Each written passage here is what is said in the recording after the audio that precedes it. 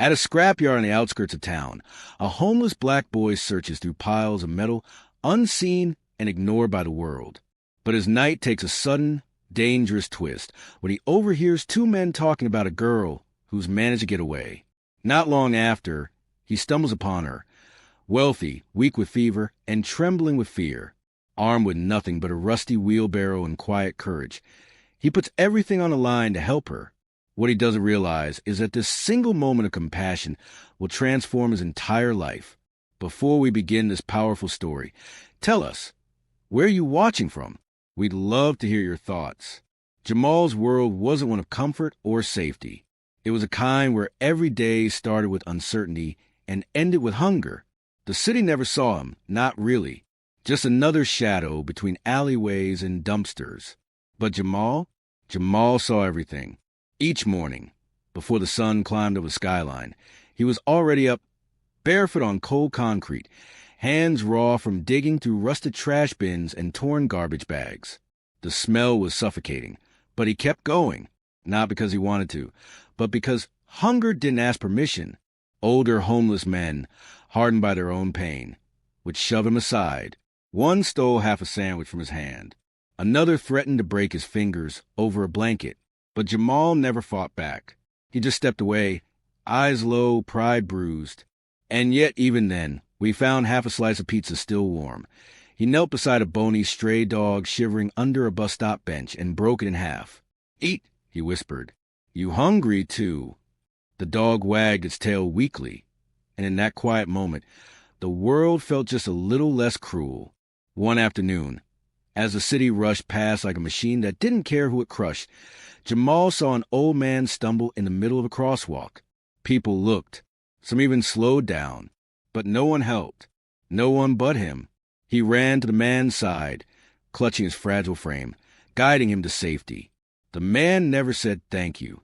But Jamal didn't wait for it. There were nights when the cold bit through layers of old jackets and newsprint. Nights when sleep came second to fear. But even in his darkest moments, Jamal never let go of something deep inside, something fragile but burning. Hope. A flash of memory surged in his mind like lightning scars across a stormy sky. He saw his mother on the kitchen floor, her eyes glassy, the syringe still in her arm. He remembered her warmth, her laughter, then the silence. He never knew his father, just a name his mother used to curse through tears. The foster homes blurred together. Strangers who locked fridges, punished him for crying, and treated him like a burden. Hands that should have helped, hurt. Words that should have healed, cut. By the time he was 12, Jamal ran. Not away from a home, because there was none. He ran from the pain, from the fear, from the look in people's eyes when they decided he wasn't worth saving. Now, at 15, he watched the world from the sidelines. Across the street, he saw boys his age stepping out of sleek cars. Their mothers kissed their foreheads. Their fathers fixed their ties. Laughter spilled from their mouths like a language Jamal never learned. He didn't hate them. He didn't envy them either. He just didn't think he belonged in their world. They had futures written in ink. His felt like it had been scribbled in pencil and erased. But even then, even with nothing in his pockets and wounds that no one could see, he walked with his head high. Not because life had given him much to be proud of, but because he still had something no one had taken from him. Heart. And that heart, it was about to be tested in ways he could never imagine. It was late afternoon, the kind of gray, heavy light that made shadows stretch long and thin across cracked pavement. Jamal was walking the narrow back streets behind the markets, looking for scraps, maybe something he could trade, maybe something he could eat. The city was loud, but back here it was too quiet. Then he saw it. A van, matte black, parked in a crooked slant, engine off, but still warm. The windows were tinted, too dark for anyone to see in or out. Jamal paused, narrowing his eyes. Something didn't feel right. This alley was usually empty, too far from anything worth stealing. But now, this van sat like a predator waiting to pounce. Then he heard it, a sound, small, fragile, like the soft sobbing of someone trying not to be heard. Jamal froze. Instinct told him to walk away. This wasn't his business. He'd learned that lesson 100 times. Get involved, get hurt. But something inside him, stronger than fear, louder than logic, pushed him forward. Step by step, he crept toward the back of the van. His heart hammered in his chest. He reached for the handle, paused, then pulled. The door creaked open. There she was, a girl, pale skin smudged with dirt, her arms bound with thick rope, eyes wide with terror. Her lips quivered, muffled cries trapped behind a gag. Her school uniform was torn, bruises on her wrists. She looked no older than 13. Emily. She looked up and screamed. Her whole body trembled as she shrank away from him, thinking he was one of them. Jamal raised his hands instantly, backing off. No, no, no. Hey, it's okay. I'm not with them. I'm not going to hurt you. She didn't believe him. Why would she? He was a stranger, a boy in ragged clothes, dirt on his face, his hands trembling just as much as hers. But something in his eyes, steady kind, scared too, made her hesitate. I'm here to help you, he said softly. We don't have much time. She still didn't speak, but she stopped fighting. With quick hands, Jamal untied the ropes, whispering reassurances as he worked. The knots were tight, cruel, dug deep into her skin. When they were finally free, Emily collapsed into his arms, sobbing uncontrollably. Then they heard voices. 2 men, heavy footsteps, angry, impatient. They said she was still back here. Check the van. Jamal's heart jumped. His eyes scanned the alley. No time to think, only act. Go, he whispered, pulling Emily up. Run, as fast as you can. Get out of here. I'll hold them off. Emily looked at him, eyes wide with fear and confusion. But what about you? He shook his head. Doesn't matter. Just run. And with that, she ran. Jamal slammed the van door shut and took off in the opposite direction, just as the 2 men rounded the corner. There, the kid. They chased him. Jamal darted down alleys he knew better than his own name. His feet slammed into pavement, heart pounding like a drum in his ears. The men were fast, but he was faster, driven not by fear, but purpose. He dove behind dumpsters, climbed over rusted fences, knocked over trash cans to slow them down. Once one of them grabbed his sleeve. He slipped out of his shirt and kept going. A wrong turn, a dead end. Jamal didn't panic. He dove headfirst into a pile of old cardboard and rotten food. He held his breath, letting the stench mask his presence. The men rushed past, shouting curses into the wind. When it was quiet again, Jamal waited, then climbed out, shaking.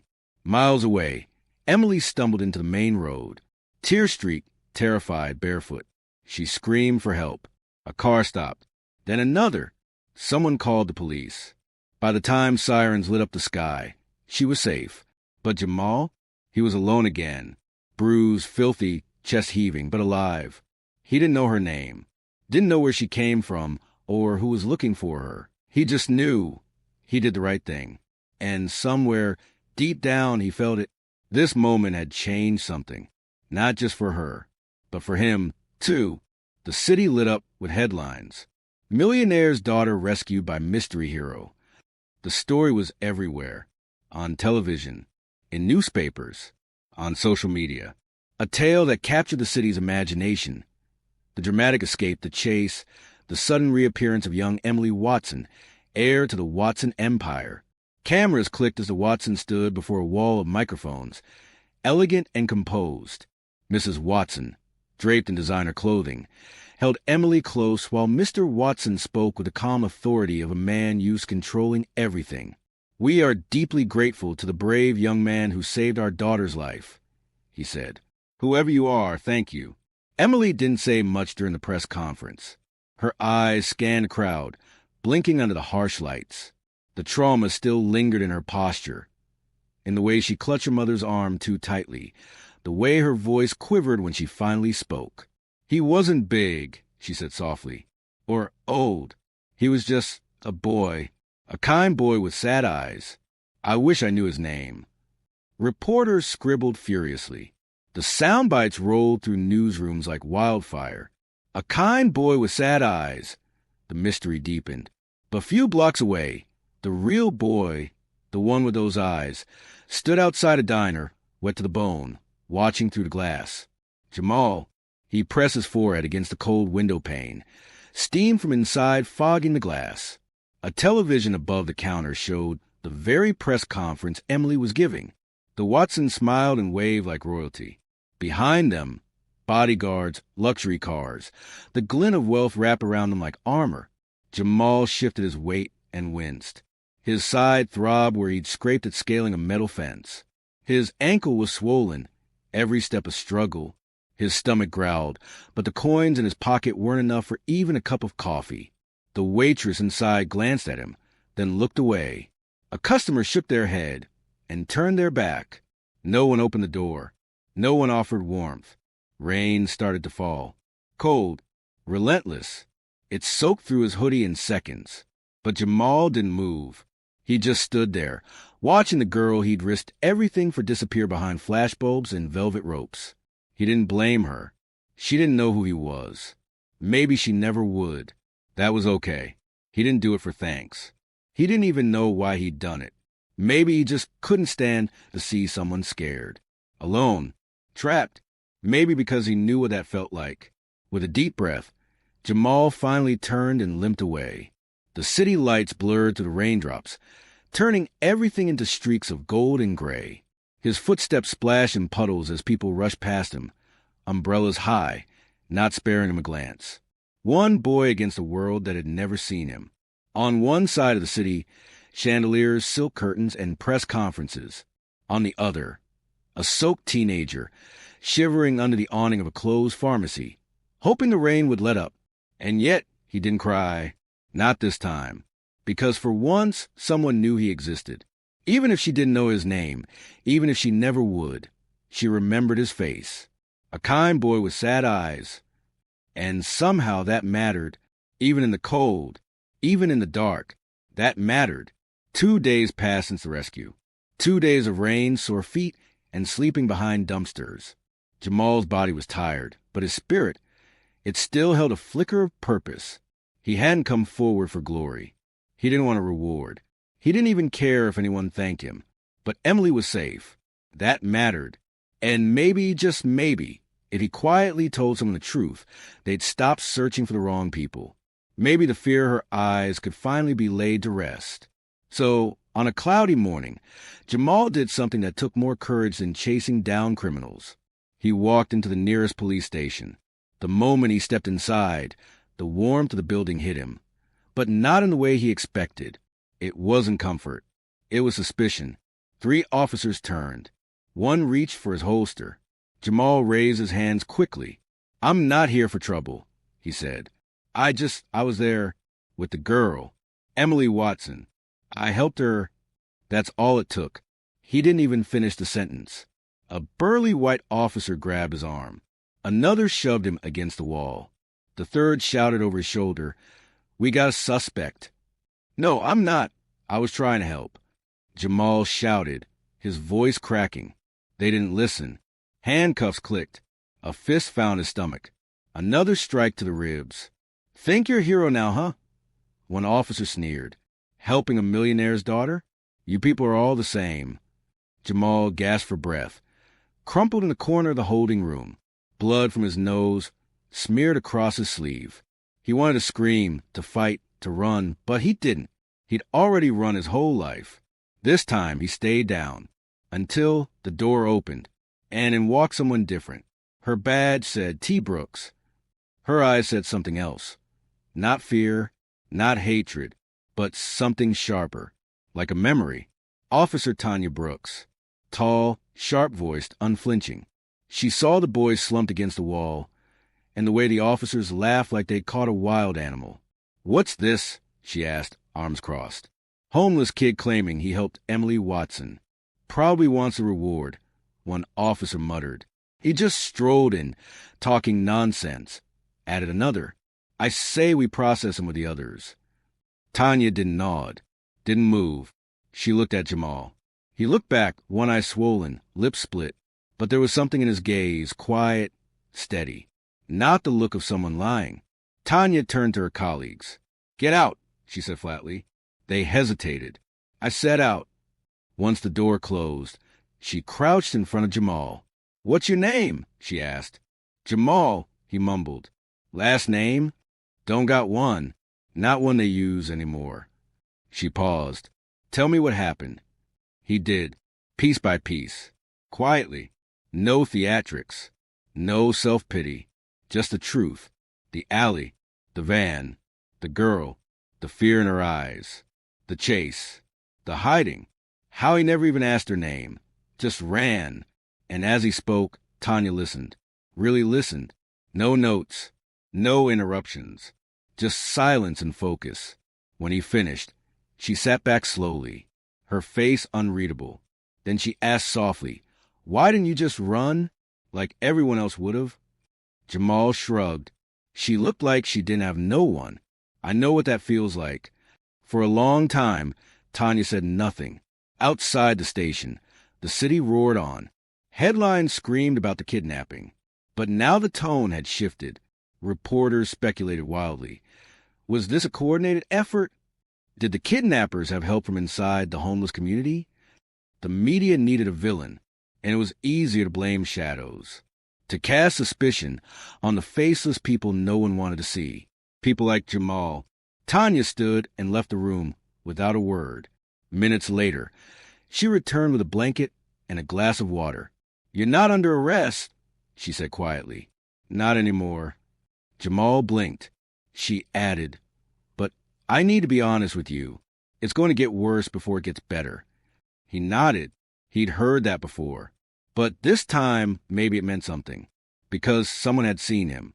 Really seen him. Not as a suspect. Not as a threat. But as a boy who did the right thing.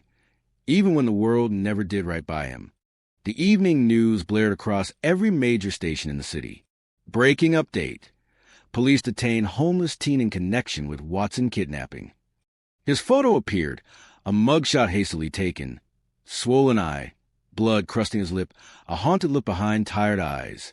The anchor's voice was cold, impersonal.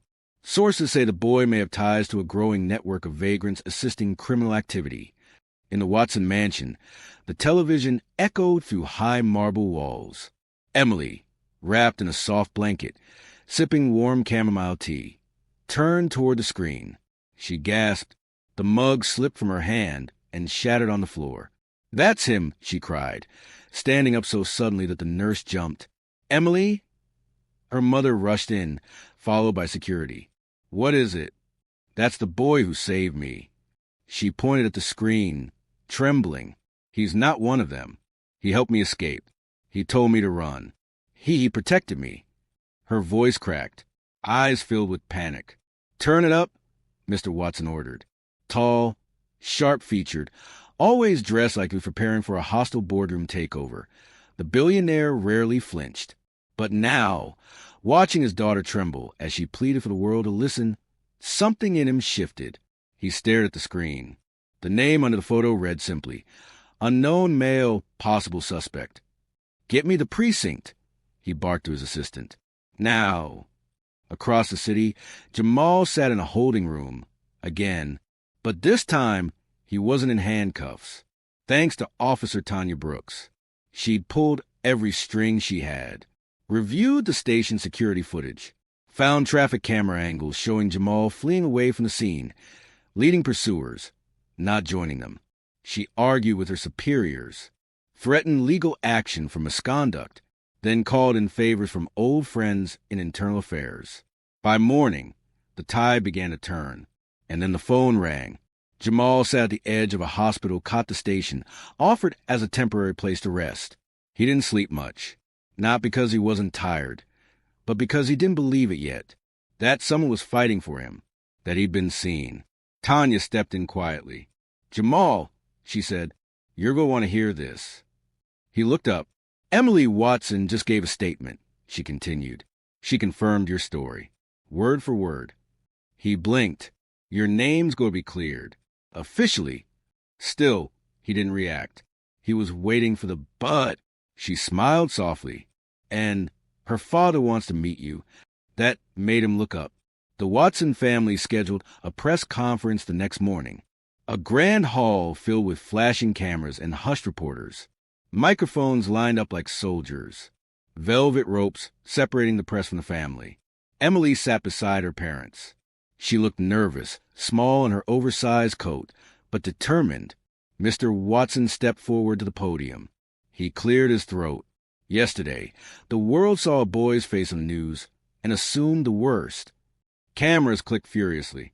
But the truth is that this boy saved my daughter's life. A gasp rippled through the crowd. Mr. Watson gestured toward the curtain. The crowd parted. Jamal stepped in, flanked by Officer Tanya. No cuffs, no slouched shoulders. He was clean, at least as clean as he could be. Tanya had bought him a thrifted button-up shirt, and someone at the precinct had given him a comb. His eyes scanned the room. Bright lights, loud clicks, too much noise. But then he saw her, Emily. She stood up and smiled. It was small, nervous, and full of something fragile and real. She mouthed, "Thank you," and Jamal, who had been running from shadows his whole life, simply nodded. Mr. Watson stepped away from the podium. He approached Jamal, extended his hand. The room fell silent. Jamal hesitated, then shook it. It was the first time he'd ever been touched with respect, and the first time the world saw him not as a statistic, not as a suspect, but as a boy who mattered, the boy who changed everything. The press conference had just ended. Reporters were still shouting questions, flashes still popping, but in the midst of all the noise, there was silence in Jamal's world. Because at that moment, Emily rushed forward, past the security detail, past her nervous mother, and wrapped her arms tightly around Jamal. And for a split second, he froze. He wasn't used to being touched like that, not without warning, not without cruelty.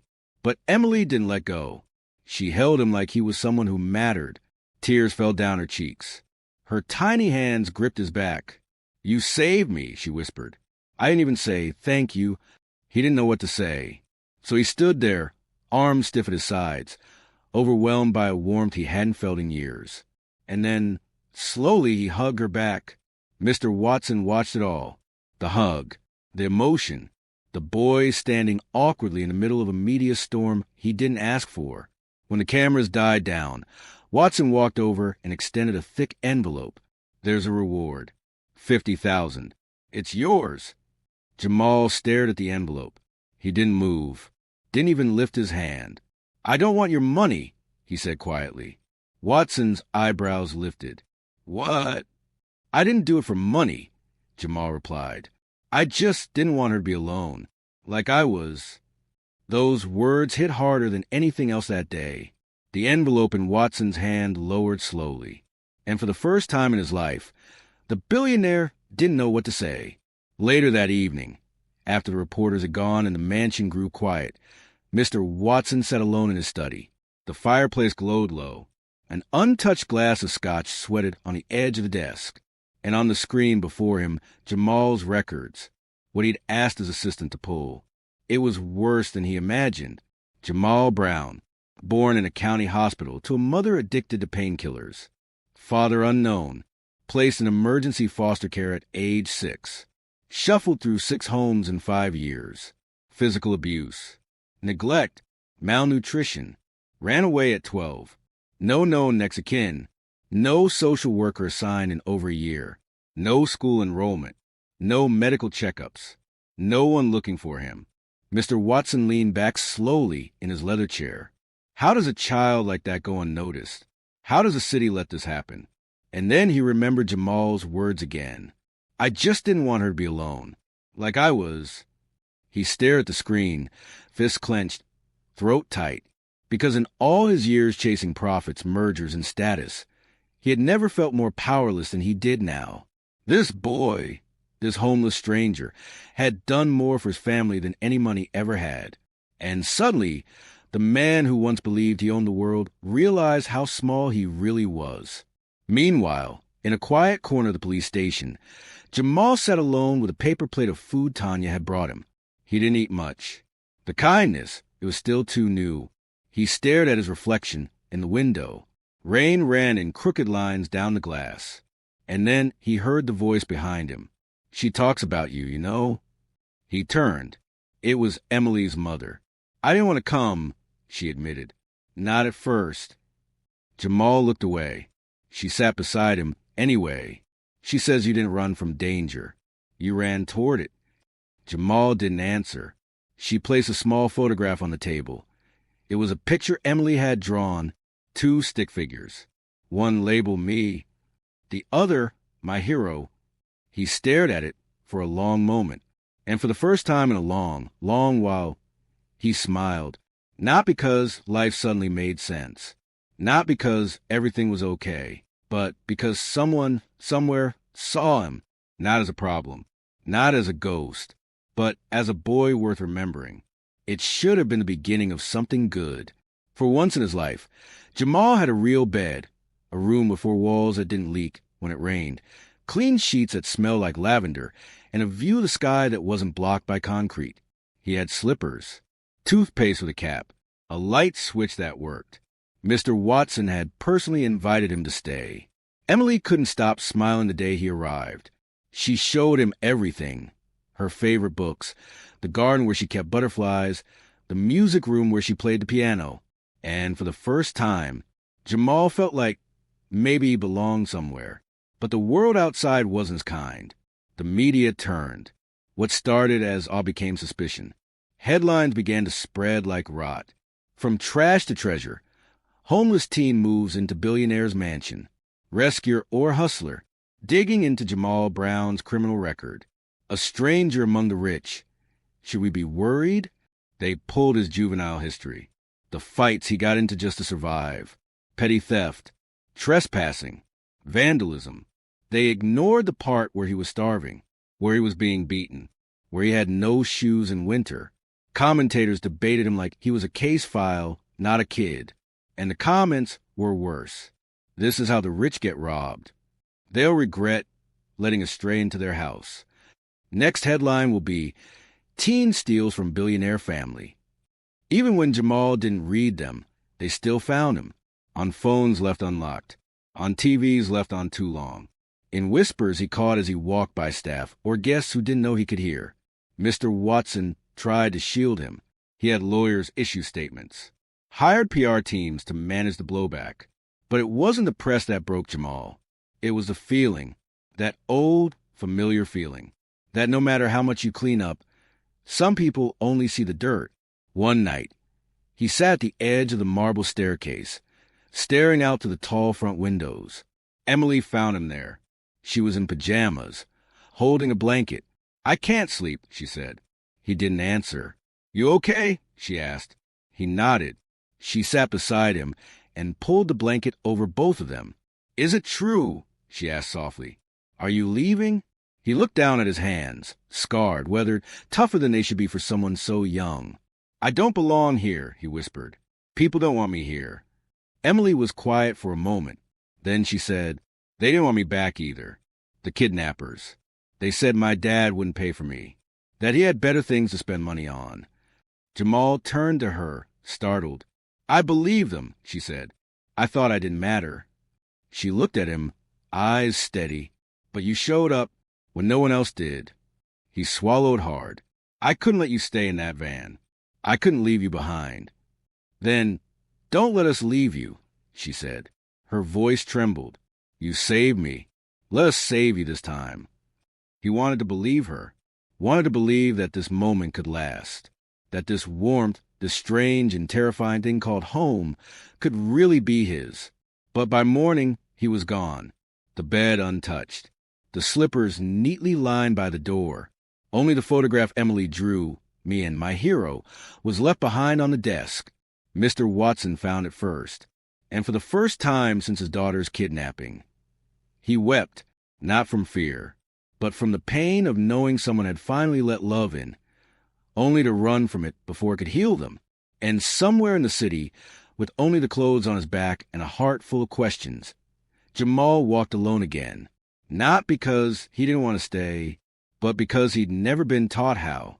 Days passed in silence, but the city never stopped moving. The cold crept in deeper with each night, and Jamal's body began to weaken, his strength slipping like sand through desperate fingers. One rainy evening, far beneath a cracked concrete bridge, they found him, Jamal, curled up on a thin blanket, shivering and burning with fever, too proud to ask for help, too afraid to reach out. His eyes, once so fierce and defiant, were now dull and distant, a fragile shadow of the boy who had saved a millionaire's daughter. Emily recognized him immediately. Her voice cracked as she knelt beside him, tears mixing with the raindrops on his face. "Jamal, please don't leave me." Mr. Watson, standing just behind, looked down with a heaviness in his chest, a weight he had never known before. In that moment, the billionaire's cold facade broke. He lowered himself slowly, kneeling before the boy who had risked everything to save his child. "You gave me back my daughter," he said, voice thick with emotion. "Now let me give you back your life. No contracts, no conditions, no walls or barriers.